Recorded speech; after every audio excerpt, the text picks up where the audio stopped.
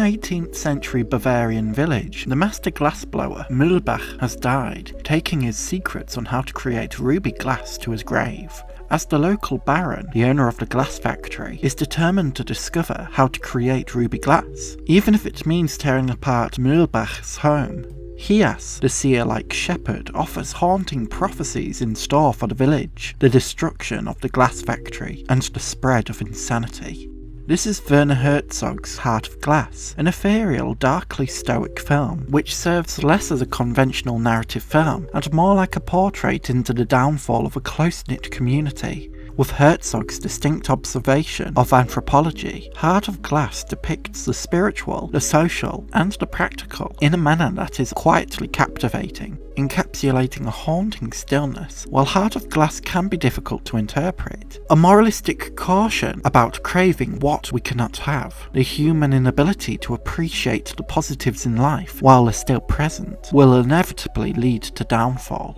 Heart of Glass's lethargic pacing is instantly recognisable and will likely be challenging for some viewers, but this gentle pace contributes significantly to the film's wistful atmosphere, further enhanced by the subtle, lullaby-like score from krautrock and ambient group Popol Vuh. The film's aesthetic is also peculiar. The film's beginning and ending of vast landscapes contrasts with the dingy, near-claustrophobic locations often dimly lit, occupied by shadow and darkness, each character as if residing within a permanent trance, waiting for an abyssal emptiness to consume them. Werner Herzog placed his cast under hypnosis which, while generally an unconventional way of directing actors, may seem unsurprising due to how glacial some of the actors seem to be. For example, a scene at an inn between two villagers, which results in possibly the quietest pub brawl depicted in cinema, as a beer stein is smashed over a head and a glass of beer is poured over the other.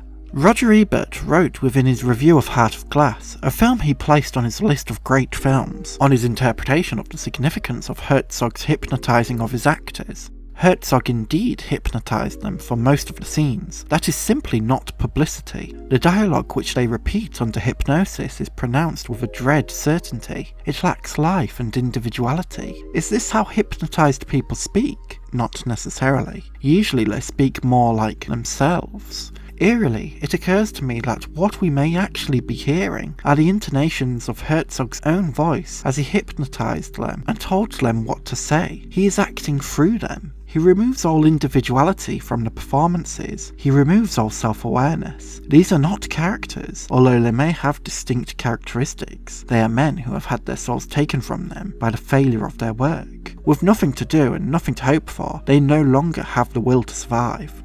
With Heart of Glass's focus on failures, losses, and desperate attempts to recover them, Ebert's perspective that these are characters who had their souls taken, completely hopeless, directionless, without a will to survive, seems appropriate. It might be coincidental, but the actors under hypnosis truly seem to share Herzog's own intonations and blunt pessimism, as if the director is spiritually acting through them. This feels especially apt, as part of Herzog's anthropological focus within Heart of Glass is on the spiritual. Hias receives prophetic visions, an awareness that becomes increasingly difficult to interpret, often wise and meditative, but also verging closer towards madness. The Baron, who is adamant on recreating Mühlbach's ruby glass, views ruby glass creations as a source of spiritual superstitious protection from the universe, the existence of glass itself like a pure soul that, once cracked, has committed a sin. Heart of Glass is suggesting that to create art and beauty is a spiritual act. The act of creation is inherently godlike, and the fabricating of something beautiful serving as a dedication towards a higher being, an omniscient designer of beautiful things, as demonstrated during Hias's monologues, as clouds rush across the forest like a flowing river, a gorgeous sight that could only exist within nature, and that, if there is a higher deity, could be its only creator.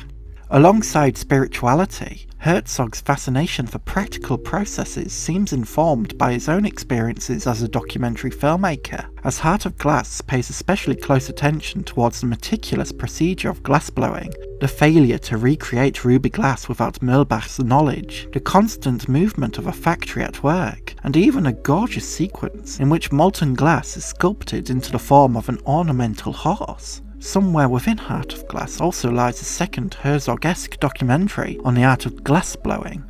Additionally, Herzog's focus on the social nuance of this nameless village depicts the gradual spread of madness, the Baron's almost religious obsession for ruby glass, and being able to manufacture it without Mühlbach motivates his most destructive, selfish actions. The shock of discovering potentially 2 corpses within the barn, the young woman discovering the bodies screams in fear, but halting herself intermittently, as if uncertain how to react. One night at the inn is occupied by manic music and frantic dancing. The implication is clear: insanity is spreading like a bad infection. Herzog's curiosity to depict practical, spiritual, and social aspects within Heart of Glass demonstrates poetically that madness is spreading through all facets of living, and that Hias's predictions of the end of humanity could bear inevitable truth.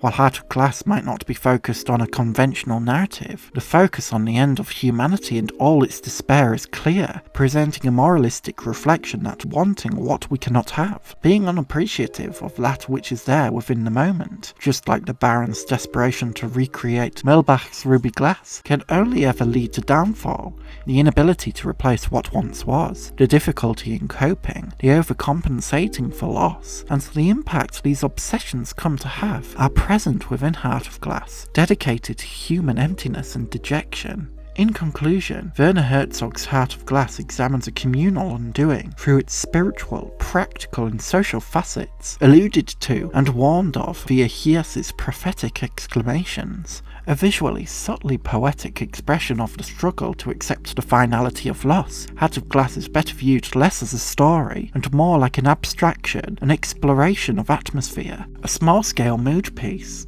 Roger Ebert reflected on his own personal approach to Heart of Glass within his review, having written that this is one of the least seen and most famous of Herzog's films. It hasn't been much seen, perhaps because it isn't to the taste of most people, seeming too slow, dark and despairing. There's no proper story, no conclusion, and the final scene is a parable seemingly not connected to anything that has gone before. I think it should be approached like a piece of music, in which we comprehend everything in terms of mood and aura, and know how it makes us feel, even if we can't say what it makes us think.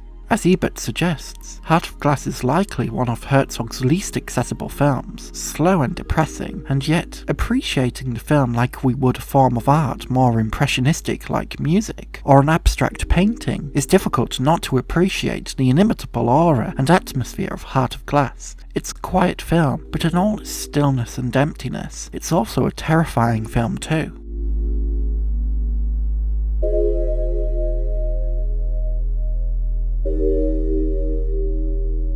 A special thank you to my incredible tier Patreon supporter Gil, and to my super tier Patreon supporters Constantine Bombelli and Jamie.